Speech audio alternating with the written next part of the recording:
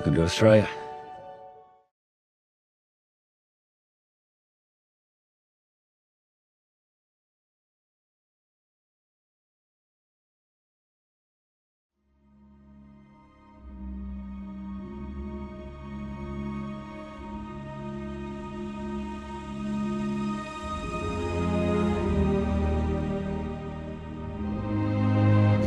I'm down here at the historic Rocks area of Sydney, and behind me is the iconic 1888 wool store. And it's a famous heritage wool store that was used for depositing wool, which has now been converted into a luxury hotel. Now, this area around here in the Rocks is full of these old wool stores, and it's where the precious cargo of wool was actually stored until it was loaded onto the tall ships back at the turn of the century before they sailed off to the old world and the markets of Europe. This is the story of wool.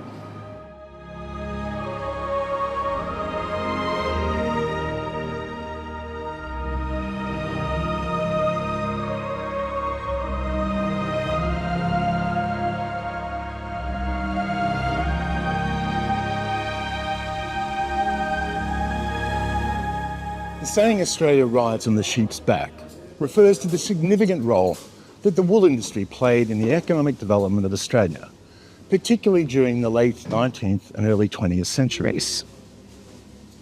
It signifies the importance of sheep and the wool industry as the backbone of Australia's initial prosperity and economic growth during that period.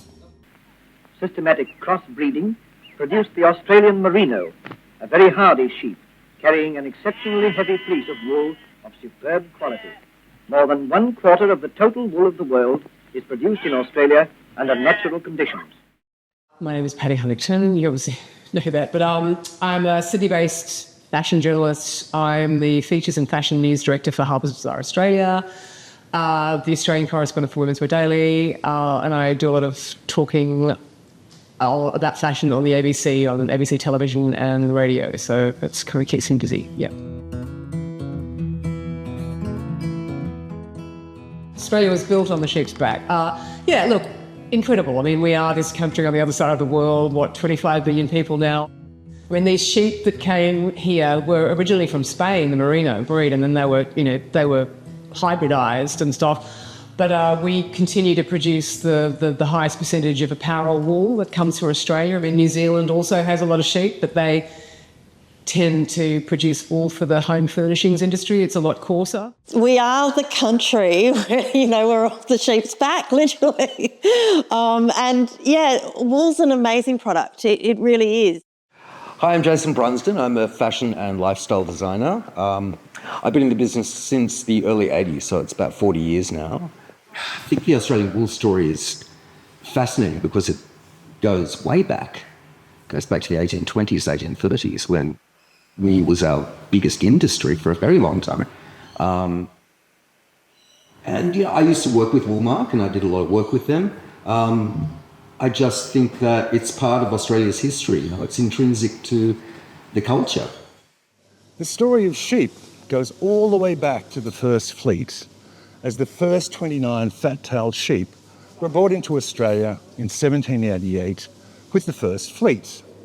The origin of the phrase, Australia rides on the sheep's back, can be traced back to the mid-1800s, when Australia's economy heavily relied on the production and export of wool.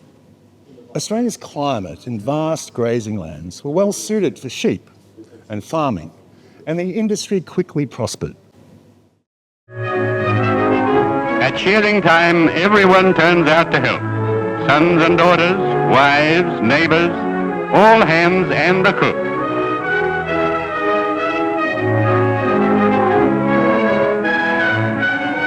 As they go through the drafting gate, the lambs are separated from the ewes, and various classes of sheep are placed in separate yards to be driven into the catching pens in the sheds, ready for the shearer.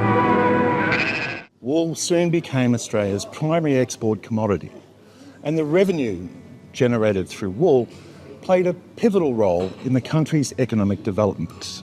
It provided the funds necessary for infrastructure projects, such as railways and ports, and supported the growth of cities and towns.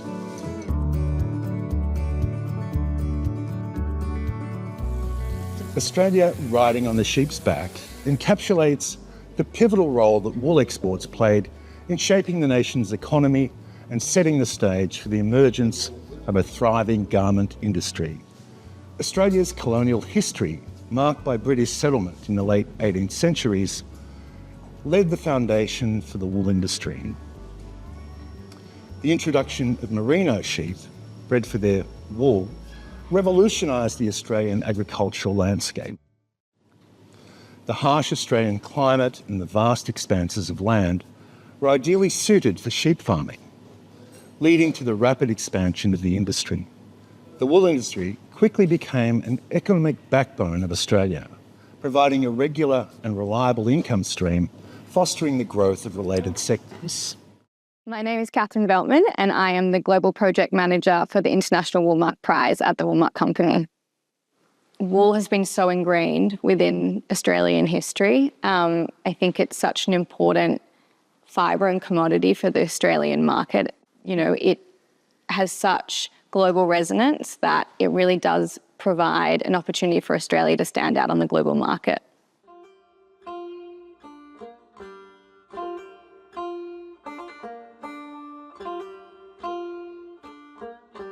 The early 19th century witnessed a significant increase in the number of sheep in Australia. And this expansion was fuelled by several factors, including the aforesaid favourable climatic conditions, the availability of vast grazing lands, and the advancements in breeding techniques. John MacArthur, often referred to as the father of the Australian wool industry, played a pivotal role in introducing merino sheep and improving the wool quality through selective breedings. There's nothing else like wool out there that can be so amazing for the environment and has the most amazing eco-credential. It's sustainable, it's organic, it's natural, and it's biodegradable. And moving forward with the way the world's going, I think we need to start to learn more about buying for longevity and not landfill. My name's Georgie Wallace and our property here is called Trefusis. I've always had a great passion for merino sheep and their wool. I think wool is such a wonderful, versatile, sustainable and clean green fibre. So I think it has a really bright future. We're in the spotlight of the world now, so we've got to be putting our best foot forward and seeing that we are doing something positive.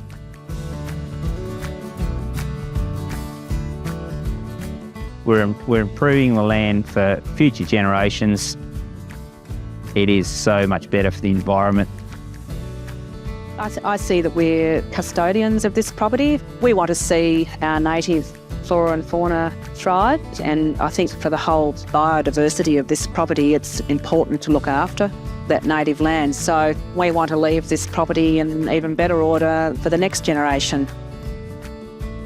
I'm Alistair Lade. I'm part of a family business that's been producing ultrafine merino for 140 years, and I'm fourth generation and looking forward to the fifth generation taking over. I run 10,000 ultrafine merinos on 1,000 hectares. In this environment up here that we really enjoy living in, we have beautiful clean water, good soils, and with the right amount of sun we can grow high quality nutritious grass that is ideal for these ultrafine merinos to produce some of the best natural fibre in the world. It's a pleasure going out and seeing these happy, healthy sheep, and they really respond to being looked after. We're all merino operation for fine wool. We have about 16,500 sheep. I think one of the great things about family businesses and farms in particular is that we don't have to manage for results in 12 months' time or in 6 months' time. We're managing for generations. So the health of the landscape's important to us, not for now, but in 30 or 60 or 100 years' time. Hopefully we're moving into a society that is less throwaway. Wool lends itself perfectly into that. It's definitely not a product that you have for one season and discard at the end of that. It's an annual product that's grown naturally on a sheep's back. The availability of a reliable and abundant material encouraged the establishment of textile mills and garment manufacturing facilities within Australia. And this in turn created employment opportunities, stimulated local economies, and fostered technological advancements in the garment production process. Sure, I'm John Roberts. I'm the Chief Executive Officer of Australian Wool Innovation and the Managing Director of its subsidiary company, the Woolmark Company. I stem from a wool growing family in the Southern Highlands in New South Wales, but I actually grew up in the city, so I won't pretend to be a country boy, but I certainly, it's always been part of my history and I think it's in my blood a bit to be part of the wool industry, yeah.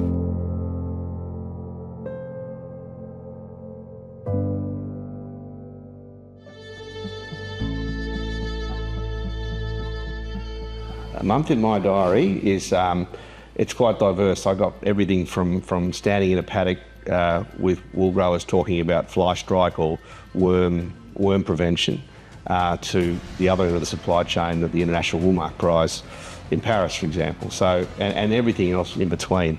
It's a privilege to do the job. Riding on the sheep's back is, I think people of my generation and older, grew up listening to that phrase, and it was true. I think when the wool industry started in Australia, once it really started to hit its straps, and we got to 170 million sheep in Australia. It was the economy was very much dependent upon the scale of the Australian wool industry, and certainly through two wars and the Korean War as well. I think wool was a key part of a key export. And it was a huge form of revenue for Australia. So I think a lot of that's probably lost on subsequent generations. That said, it's still a hugely significant industry for Australia. Today, wool still accounts for about $3.5 to $4 billion in exports for Australia, for the Australian economy. It's a lot less than it used to be in terms of volumes, but the prices have actually come up quite a lot. So in terms of dollars, it's still quite a significant export. I think the wool industry in Australia is one that a lot of people don't realise how important it is. The significance of the amount of wool that we export to Europe and to China, the amount of business that we do with, all of those Italian fabric mills. And for any guy or girl who's bought a suit and has flicked through, all of those beautiful fabric swatches, and we all want an Italian fabric. In fact, most of that's made from Australian wool. It's an extraordinary business, and I think that more power to the growers, and I hope that, as time goes forward, they get a larger piece of the pie, because otherwise it's not sustainable. I think what's so amazing about the wool business and the wool fibre, it's a miracle fibre. It comes from sunshine, grass and rain, and these incredible animals produce this beautiful fibre, which is so versatile. I mean, this fibre, it has the most perfect drape, the most beautiful silhouettes, the most perfect handle. It's technical, it's functional, it has moisture management, odour management, shape retention, and all these things that people try to replicate it in the laboratory and they simply can't. So I think that's the miracle of the fibre, plus the fact that it is also now one of the most sustainable fibres on the planet, which I think we've probably not spoken enough about in the past. So the thing about wool that is so amazing is just its diversity. Everyone can find a connection with wool, but the way you use wool can be interpreted in so many different ways, whether you're looking at it from a traditional sense in terms of tailoring and knitwear, but then you've got a lot of designers coming and looking at wool from a new perspective, from performance, and really tapping into those qualities that make it stand out. And then you also have all of its natural benefits. The fact that wool is natural, renewable, biodegradable. It's the most recycled apparel fibre in the world. Just lends itself so nicely to the way the industry is going. People want to find those alternatives that are going to be gentler on the environment, and we'll definitely provide that.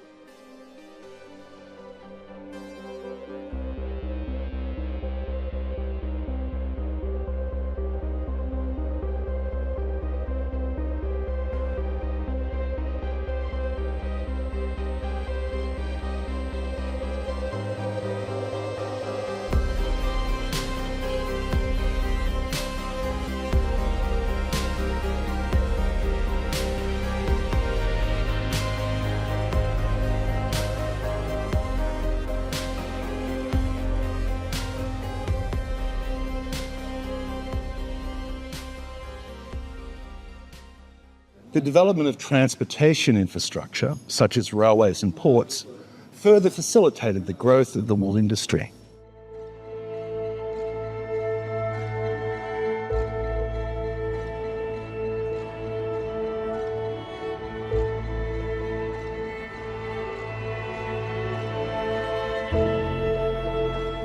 And this allowed for the efficient transportation of wool from remote rural areas to urban centres, both within Australia and international export.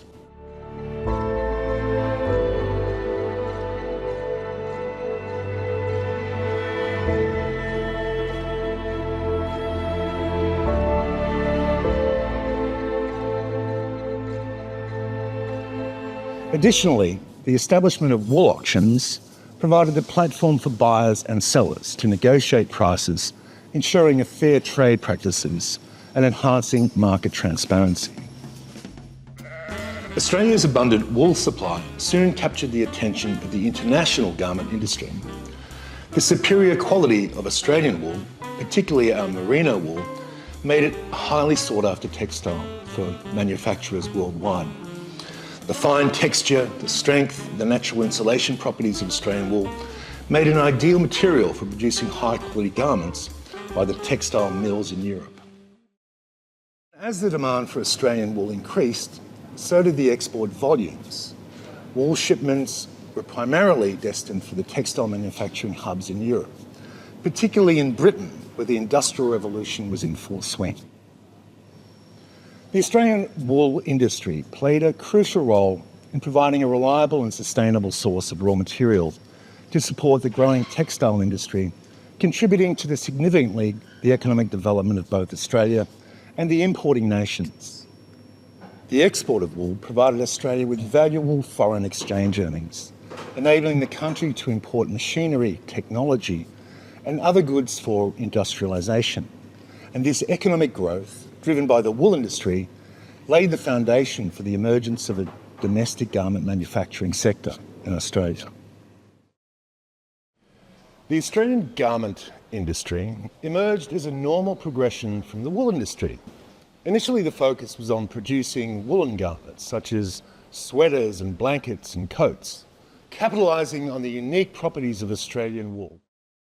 Furthermore, the wool industry's impact extended beyond economic factors.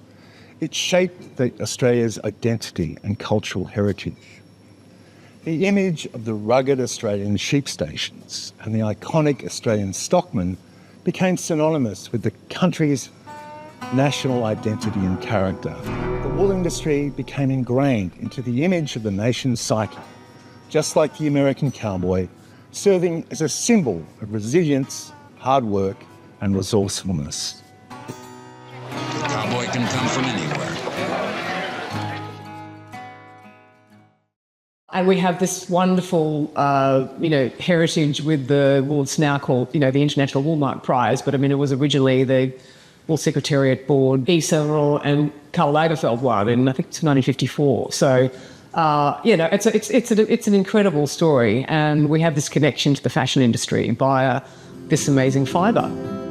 I've been involved with Woolmark, I guess, probably through my whole career somewhere or another. What I love about fashion is the craft. It's not necessarily just, a look or a show. That's motivating as well to get a look and sort of realise it, but it's the craftsmanship of actually being able to drape a piece of fabric, work with beautiful quality fabrics and come up with a story. I was on the South Australian Wool Board for many years, which I learnt a lot about, from the farmer to the shop, I guess, that whole process. So, and then worked a bit with the CSIRO and trying to develop fabrics, silk and woolen fabrics, things that were, probably a little bit different to what was on the market or what available, but there's so much more now that is available, so it's exciting. There's so much more technology and development. I used a lot of merino wool in my last collection in Paris, and I mixed it with a lot of lace because I love the idea of, even with what I do now, mixing different textures and fabrics together, and also, using a lot of pleating and silk doesn't pleat, whereas wool does. So it's quite interesting to experiment with different fabrics together because you get very different effects than when you wash things afterwards. And so the last collection was not necessarily intentional just to use wool, it was because it was a great fabric to use. With what I do, I'm a luxury company that uses very good quality fabric, so if I choose to work with wool, it's going to be a good quality fabric, and it's natural and it breathes and it does so many more things than man-made fibres could do. I think the wool industry in Australia, it's like New Zealand. It's incredibly important to both, countries. But it's something that I see now, the Wool Board has definitely taken a different direction in its marketing, and they have international competitions of which Australia is very strong and supports. And it's very important for the industry, and it's very important because they're actually bringing younger designers to the forefront in an international way rather than a local kind of, farmers marketing way. I hate to say that, but it's very international now, and I think, it has a great group of people across judging the different fashion categories. But apart from that, for me, it's I would like to see a lot more of the wool finished in Australia, so it's sorted and combed and spun here, rather than often it's sent overseas, whether it's to Italy or China, to be finished and then sent back here as fabric. But, it's a very strong industry here, and I think it's something that we all need to support and recognise. Australian wool has always been a really important story in the context of not just the industry, but Australian Fashion Week. It's one of our competitive advantages. The fine micron merino wool that Australia produces is one of the best raw materials for fashion to be found anywhere in the world. And the ultimate is Australian designers using their own raw materials as a competitive advantage and taking that to the world. We wanted to encourage as much as possible for Australian designers to focus on wool. So we had a very close association with the Australian Woolmark Company. They became a sponsor of the event in the early days and were very supportive. And our work together was encouraging more and more Australian designers to embrace the opportunity with wool and the innovation that was being developed to be used in different sort of knitted and fibres. So everyone from Dion Lee to Carla Zampatti to everyone, Sass and Bide, really got involved in working with the wool program, which was fantastic. And this has become a global phenomenon now. It was initially launched back in, I think, the early 60s when Karl Lagerfeld, in fact, won the International Woolmark Prize. And then it was reinvented by the Woolmark Company a number of years later. We got heavily involved in helping to establish that in Australia and various parts around the world. And myself and my wife Kirsten were involved in judging that for many years. And there's a continuation of the story of wool, and that is to be able to influence designers to use what is the most sustainable, most beautiful resource in the world to use. So the ultimate is Australian designers using Australian wool, and Australian Fashion Week always had a role in promoting that association. The ultimate goal of the prize is to educate these designers on the benefits of using wool, provide them with the resources they need to integrate it into their business models, and then ultimately have them as lifelong wool advocates so that they can really embed it into their business models and show consumers how amazing it is.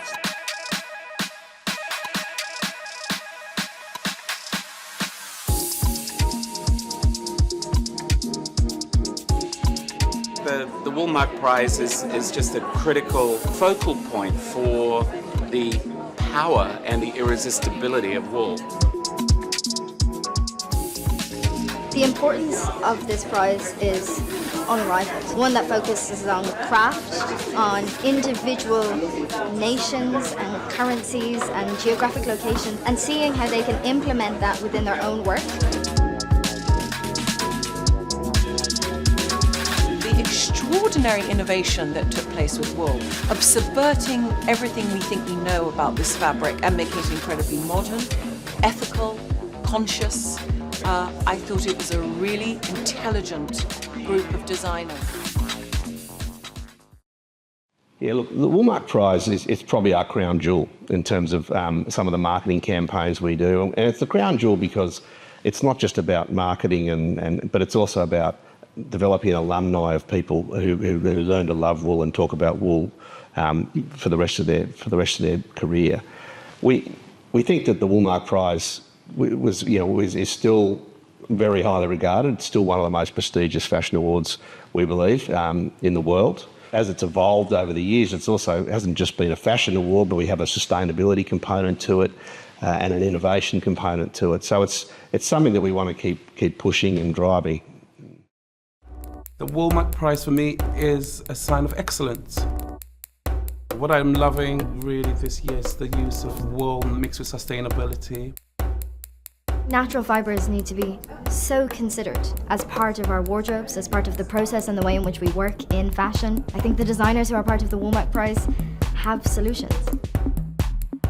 When you talk to the designers here today, they're all alive to possibilities that I don't think people were even considering 5 years ago. I mean, wool is the most sustainable material, and they are using it in an exquisite and very innovative manner. なので、こういった形で審査員、本当に世界中から集められて、でそういう人たちから何か賞を提供されるっていうのは自信につながって、そのアーティストクリエイターの次のステップを登っていけるすごく力強い後押しになると思うんで。This generation of young designers and establishing designers are the future of fashion. The Woolmark Prize is regarded as a hugely prestigious event. I mean, we're lucky enough. We get a judging panel who come in every year. We get the likes of Tim Blanks. They come and do this out of the goodness of their heart. And a lot of the time, they're not charging us to come here. They actually want to be here to actually judge these things.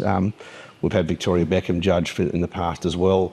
And they do this because they want to see good young talent evolve, and also they want to push for sustainable fibres. So it's something that we're really proud of and want to continue to push. The program is so unique in that it's opened up to emerging designers across the globe. And then once they're onboarded as a finalist, they receive 60,000 AUD, and then they enter what we call the Innovation Academy, which is our education and mentorship program, where they are given the tools and the resources and the mentorship to develop a 6-look merino wool collection. And then that's kind of their beginning of their journey with wool often. And it's really amazing to see how they embrace that, embed it within their, their company and their ethos, and then continue on later after the prize. I'm Saul Nash, and I'm a menswear designer in London. And today we're here at Somerset House at my studio. This is my messy desk. This is where I sit. And up on the wall, we have every collection that we've made to date. I do that so we always have a reference to go through, so we can see the journey that we're going on as a brand. In my masters, I'd explored knitwear, and I'd always been keen to bring knitwear back into my work, but I couldn't find the right partners to do it with. And I had visited the Woolmark company many years prior, just to explore a bit about what they do. And I was really intrigued because on that visit, I discovered that wool could be used in so many other ways than, your traditional knitted sweater or, your traditional wool coat. I think that's what was really exciting with the Woolmark Prize, is that you think of things holistically, particularly around the discussion of sustainability. I think the Woolmark Prize came at an essential time, particularly in my brand, because it was something that I was always questioning or exploring. So when you look at wool as a renewable material, and then also the fact that it's biodegradable if it's used in certain ways, I think it's embedded, parts of my work that I can't ever see leaving again. It did start from that place of, how do I design something that I want to wear all the time, but I was comfortable moving in? This idea that the garment should feel like air, this kind of understanding of movement, it's informed like the fabric choices, and then also I guess the technical aspects of the garment.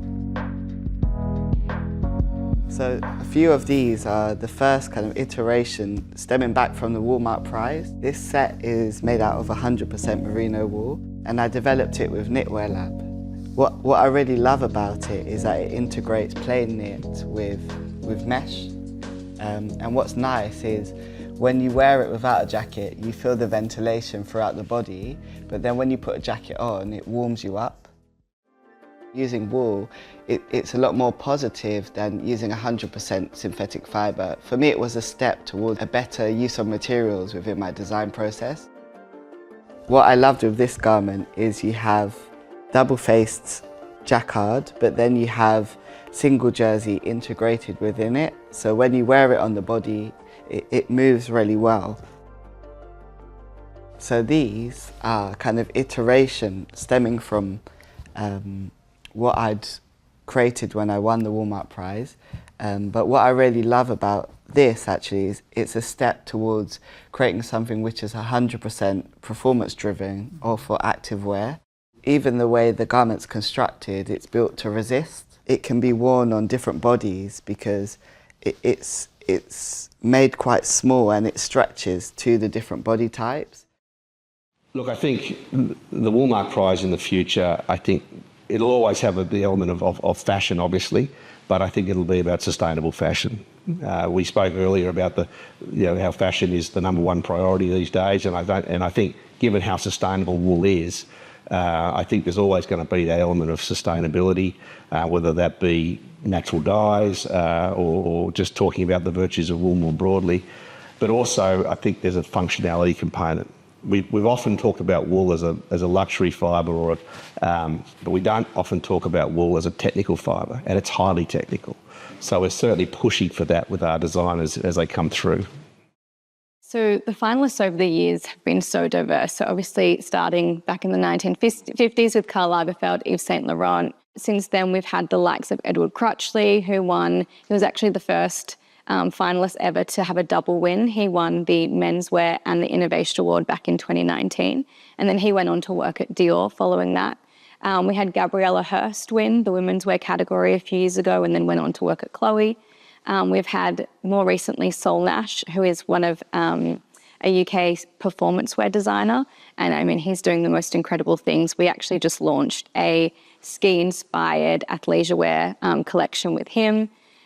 We've had the likes of Colavos from the US. We've had Christopher Bevins from the US. He was the first person to win the Innovation Award. We've had Bodice from India, who was absolutely incredible.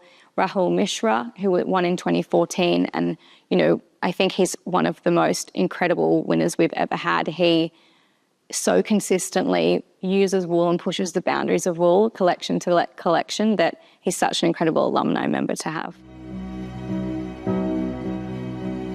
The winner is Rahul Mishra. I must have pitched myself more than 100 times so far. I'm still sinking in the feeling. I'm still feeling as I'm dreaming. It has been one of the biggest dreams I ever had in my life. It's going to create such a huge motivation within a country of millions that you believe in your own roots and think about universe. Like, look really far in past and create something future. It makes me so much emotional right now when I'm here actually touching it, feeling how it is produced, and I've worked with this fiber for such a long time, and very honestly this fiber has kind of given me so much. I'm able to express myself really well when I work with wool, with merino especially. The entire inspiration of this collection also started with this story of wool or story of merino, and how something which is so sustainable starts from farm, goes to highest in fashion. Like, this is what kind of amazes me when I see something which is being produced on a farm level, on such a green platform, goes to probably Manhattan in New York, most artificial city humans have ever built.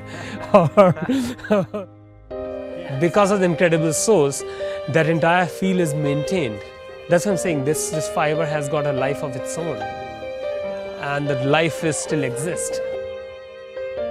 So this is where we started weaving it in one of the weaving villages in India. Again, this is also kind of sustainable model. Then we have got group of weavers who weave with hand. Like this guy who has woven it, he has been weaving it for more than 10 generations, have gone into weaving the fabric. And this is more than 90% merino wool. This is what is an amazing technique. Like he would literally lift every yarn and insert this extra weft, which is here. This makes it amazing. Created this embroidery, again with 100% merino wool yarn. But embroidery never felt so soft, ever. Like this really feels amazingly soft. It's like couture which can be like worn every day, which feels soft, which has got such a great feeling. I think we could have not got it with any other fiber, any other fabric, any other thread. This kind of feeling.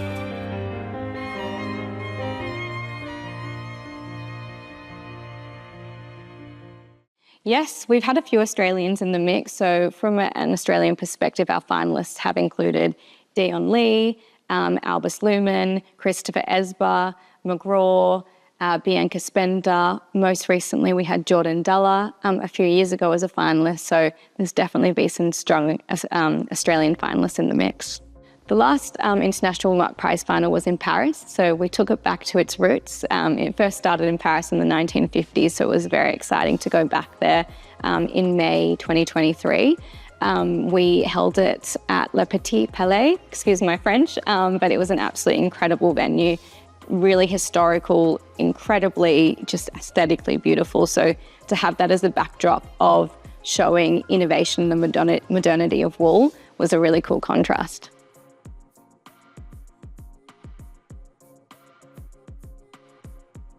Our most recent winner was Lagos Space Program from Nigeria, who won the International Woolmark Prize, and then Aroga Ho from Copenhagen won our Karl Lagerfeld Award for Innovation. You know, I always find it really interesting to see how the winners and the finalists reflect what's happening in the world, and I think with this most recent batch of finalists, you really saw that post-COVID casualization trend come through. They were very much designing for versatility and for looks and garments that a consumer can mix and match and use in their everyday life, and then, you know, for more special occasions as well. So Lagos Space Program was very much focused on incredible tailoring and shirting, amazing Nigerian heritage and the different dye techniques that their culture uses, which was just beautiful to see. And then Aroga Hove, on the other hand, was very focused on knitwear and pushing the boundaries of knitwear within her current business model. So she worked with a lot of our trade partners to reinvent how you approach knitwear within a collection. I think, you know, the International Woolmark Prize has been running for so many years now, and I think one of the most important elements of it is the industry support that we receive. You know, we have worked with the most incredible industry members to support the designers, but also wool and the wool industry. You know, these judges that come on board every year, whether that be Tim Blanks from Business of Fashion, Corinne Whitefield from CR Fashion Book, Edward Enenfield, who is with Vogue, these amazing figureheads who come on often free of charge. They're offering their time and their wisdom to the prize and to the designers to really amplify wool on a global scale. And I think their passion for wool is what makes it so amazing. You know, we've got all these people coming together from different disciplines within the industry, but they all believe in wool, which is a really amazing thing to see. Well, the International Woolmark Prize is something that goes way back. The brands that we've worked with over the years, such as Vivienne Westwood, Victoria Beckham. I think that Walmart are doing a wonderful thing supporting young designers, and not just from Britain or Europe. This is the whole world. We have people from Australia, China, Japan, and that's great to treat the world as one. Donatella Versace, all of these designers, they believe in wool as well, and they work with wool in their own capacity. So when they then come on board to support the prize, it's such a natural fit, and they're incredible ambassadors to have for the fibre.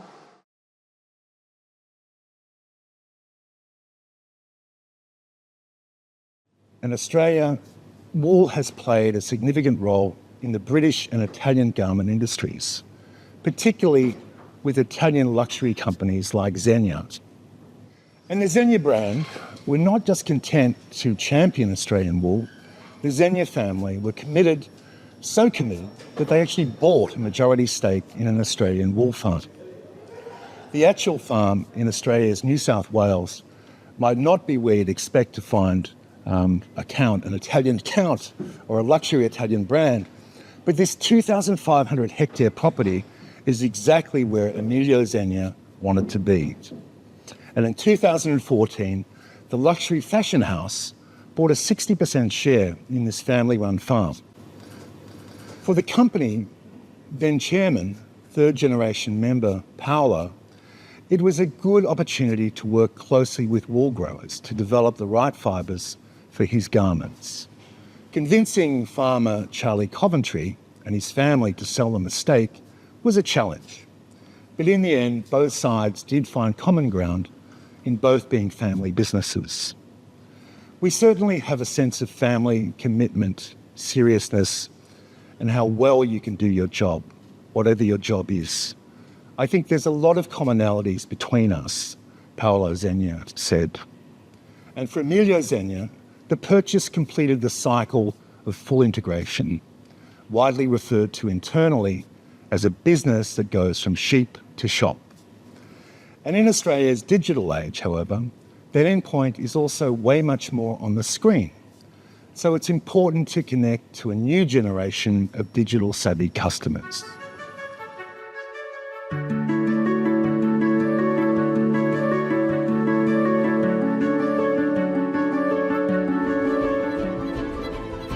The idea was that the fabrication, the fabric itself, was made in Italy. That is how it all started.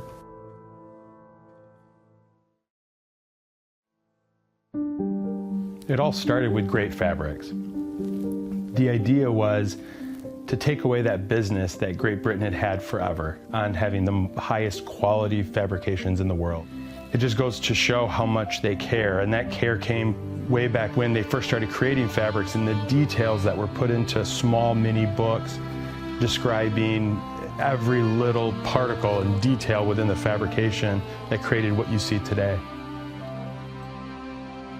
The Zegna family has always been innovative. In 1963, they decided to collaborate with farmers and create the Zegna Trophy. This giving the opportunity for a farmer to win a prize, but also create something that is probably better than something that's ever been created, and share that information with all other farmers. And since then, Zegna has given away many trophies to different farmers, one being Australia, where they have the Golden Fleece, which is like the paramount of sheep's wool, creating one of the finest merino wools in the world. Over the decades, they've come all the way to the Centennial Award, which has created something that was a little bit bigger than 11 micron thick wool, which is surreal. And they've only been able to create, I think, 200 meters of that wool. So this is something that Zegna has done to be not only the best merchant, retailer, and supplier of suits, but somebody who can create the best fabrics still in the world. Italian mills have long been recognised for their expertise in textile production and garment manufacturing. The use of premium materials is a critical factor in their ability to create high-quality fabrics. And Australian fine wool, renowned for its exceptional quality, has been highly sought after by Italian mills for many decades. Italian mills including those associated with prestige brands like Xenia, have long established partnerships with Australian wool producers. And these collaborations ensured a consistent supply of high quality wool, which formed the foundation of these luxurious fabrics produced in these famed Italian mills. The unique characteristics of the Australian wool, such as its softness, its durability, its versatility, made it an ideal material for the creation of elegant and refined garments. I mean, the Italians love Australian wool, which is great because we know Italians like the finer things in life. You know, they are always looking for the most premium option, whether it's clothing, apparel and fibres, or it's what they eat or what they drink, as we were saying before. So I think the fact that they discovered Australian merino wool so many years ago and have embedded it within their industry really shows that it is one of the best fibres on the planet. They adopted it so long ago from a very traditional sense within their tailoring and their knitwear, and you can see that through a lot of our partners, as you said, Xenia or Benetton. You know, they're long-standing partners of the Woolmark company, and they continue to use wool season on season just because it's unbeatable. They love the qualities that it provides, and their consumers love it too.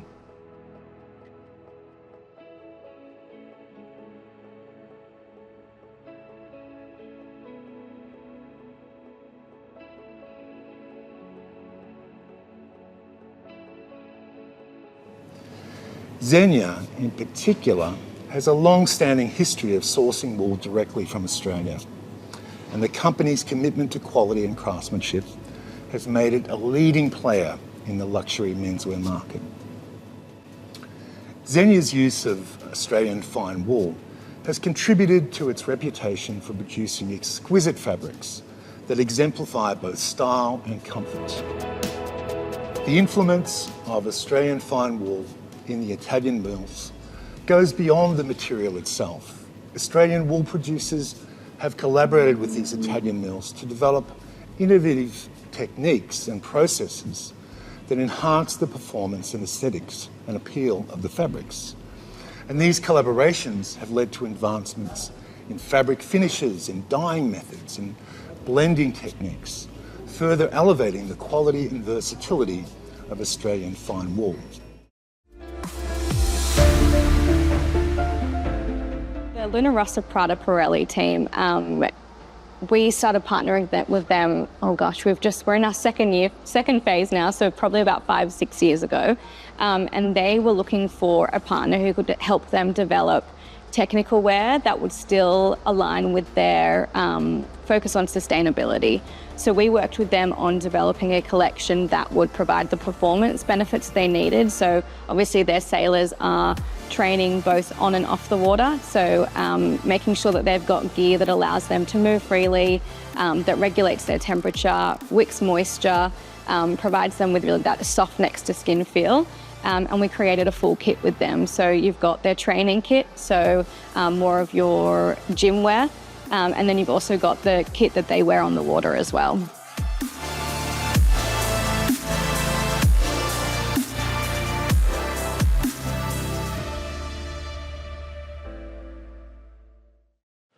The attraction for Prada, for wool, I think has evolved over time. I mean, previously it was all about what we stood for in terms of quality, in terms of a luxurious, glamorous, perfectly good fibre with beautiful drape. Now, the attraction for someone like Prada is our sustainable characteristics and our eco-credentials. And I think that's what a lot of people are now changing the way they want to engage with the Woolmark company. Yes, all the good stuff that we're known for in terms of quality is still a priority for them, but the added bonus now is they recognise us as a sustainability partner, and we're finding that more and more as people gravitate back towards natural fibres. So it's a very special time for the wool industry right now. We've been lucky enough to work really closely with Prada in the last little while, and Lorenzo Bertelli has been a really great supporter of the fibre. The first thing we did was work with the Prada Luna Rossa America's Cup sailing team. It's been an incredible journey. They are mad about sailing, and obviously sailing has a global audience that's vast. they were looking for a sustainability partner to come up with something that was more appealing to and functional for their sailors, but also something where they could illustrate their morphing to a more sustainable brand. So we worked with the Prada team to come up with some technical outfits to wear it, not just for outer shell, for water repellent, base layer for working out and doing the grinders and everything else that these sailors do. And we put all those products through to the test.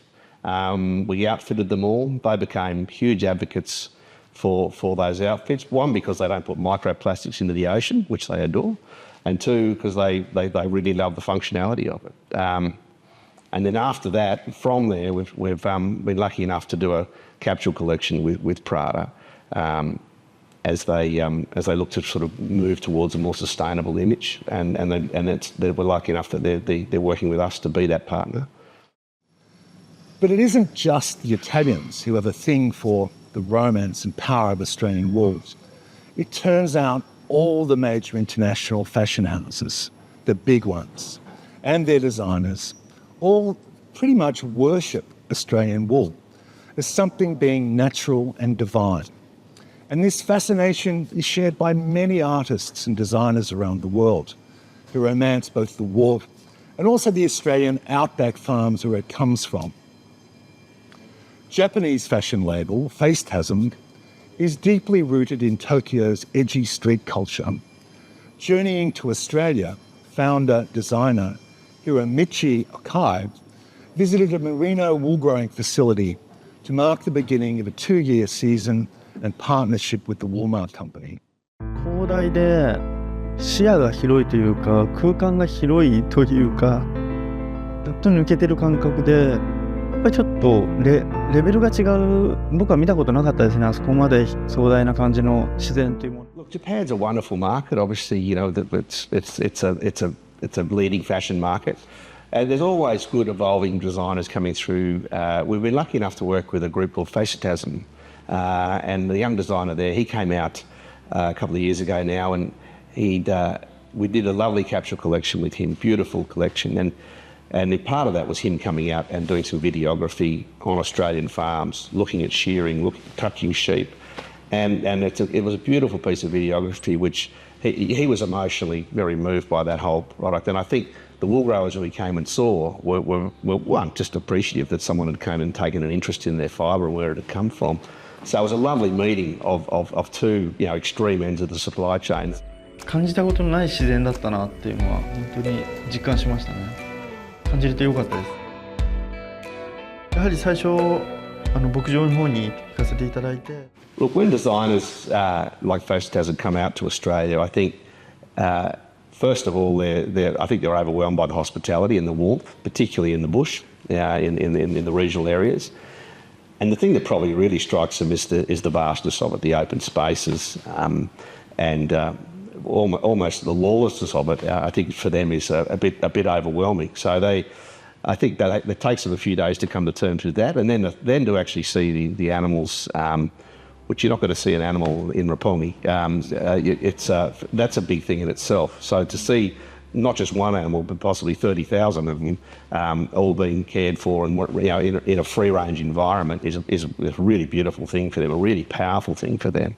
We love having some of our brand partners come to Australia. We're really proud of what Australian farmers do, and when we have some of these brand partners who come out who you might think probably don't have a huge interest in Australian wool, when they come out and they see it, they see the sheep, they see the passion, they see the way we look after the land and look after the animals.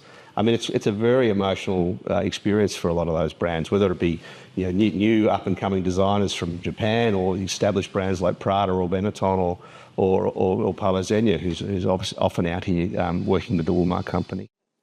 The Walmart company, but the Walmart Prize specifically provides the opportunity to have conversations with some of the biggest designers in the world. So it really is a platform to integrate ourselves into the industry and make sure that we're providing the industry, whether it be emerging or established designers, with access to wool so that they can use what we believe is the best fibre in the world.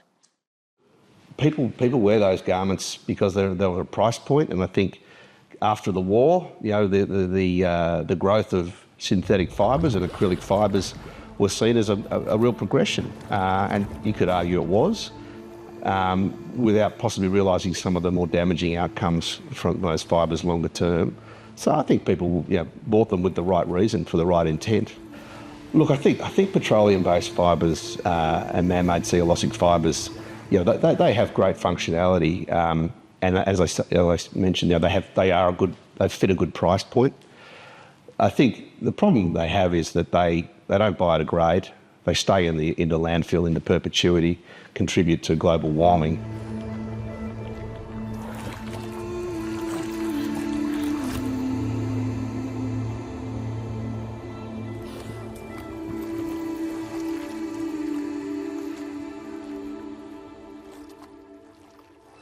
Process with man-made fibres is, in terms of the lifetime of the garment, it's a cheap price point, so it's often just used and then sold, and then another one is bought. So it sort of adds to this vast consumerism that seems to be happening. So look, a lot of those garments they need to be washed a lot. Their odour management's not there. There's a lot of components to them that are what we would say is not sustainable. They also shed microplastics into the ocean, which is a growing concern. So then we all end up eating those microplastics and ingest those things. So I think there's a bit of a reckoning happening in terms of consumer priorities, and consumers are becoming label turners in a lot of respects. So it's making it a bit more difficult for those fibres. There is a huge increase in synthetics in the market at the moment, and one of our key roles is to help educate designers on why they should be choosing natural fibres, and more specifically wool. Synthetics have incredible qualities, but the fact is that they often don't last as long. When you compare synthetic fibres, for example, to a natural fibre such as wool, you really need to think about the qualities of the fabric and the garment itself. Wool has a longer lifetime. It is, as I said earlier, the most recycled apparel fibre on the world, meaning that the cost per wear is lower. So it's all about that buying less, buying better, and investing in quality, as opposed to, if you're looking at a garment that's perhaps made of a synthetic fibre, it's cheaper, which meaning it won't last as long. You're going to have to, for example, throw it out after a season or two, and it's not going to have that longevity within your wardrobe. Wool has been very important to Australia because, obviously, from a financial point of view, and yes, it's a huge industry and it's a very long-term industry, but it's also, we export some of the best wool in the world to get made into some of the best fabrics in the world, and then we purchase them back. So it seems ludicrous to me that that's the situation we're in, but we are. And Australian wool is known because it's fine, so it can be made into beautiful suiting and fabrics, but it isn't done here. So for us, it's the ability to support Australian as much as we can. So we buy Australian wool and use the Woolmark emblem when we can. But I feel as though it's an industry that absolutely needs to be supported. So my name is Leila Naja Hibri, and I'm the CEO of the Australian Fashion Council. I grew up in Beirut in Lebanon, and I came to Australia in 1990 to study economics and accounting, or to continue studying economics and accounting at Sydney University. And I've been here more or less since then, so for over 30 years. It's, I think, a ridiculous paradox that we are one of the biggest producers of fibre, wool and cotton, the most beautiful fibre, natural fibre in the world, yet we export it for spinning and ginning and all the add value processes. That's not even to talk about the textile manufacturing and the making of clothing. So one of the AFC's pillars is to actually look at how can we, I use the word right-shoring, it's a common word in the transformational side of fashion and fashion industry. And what that means is, what can we bring back to Australia that we can compete on. And we can't compete when it comes to labor, because we don't want to compete with that, because as you know, there are countries that are really they're paying pittance to laborers. But what we can compete on is innovation and technology. And so that's an area that if we actually incorporate innovation technology into our system, whether it is, in the case of value adding to raw materials, or actually, making textiles and making clothing, then we have a real chance. But I don't know if you know this, that one of the main reasons we don't spin, for example, cotton here or wool is not labor, it's actually the cost of energy. So Australia, one of the most natural energy kind of rich countries in the world, like using that energy is too expensive for local manufacturing. So we send it overseas to make it overseas. It's crazy. Look, in my dreams, the ideal wool story by 2030 is that Australian wool growers are recognised for all the good work they do. The fibre itself is recognised as the most natural, sustainable, biodegradable, circular fibre that it is. And the consumer priorities are very much centred towards that fibre. I think that's really important for us, and I think it's important for the planet. Look, I'd love the viewers of this program to sort of have an appreciation for wool and also natural fibres more broadly. I'd like consumers to think more about what they're buying, what they're putting on their bodies. Turn the label, have a look what's going into your product, and think beyond price, and think and look and think about its impact, and also how long it might last. And I think that's I think it's a really important thing in the future, to be a much more mindful consumer.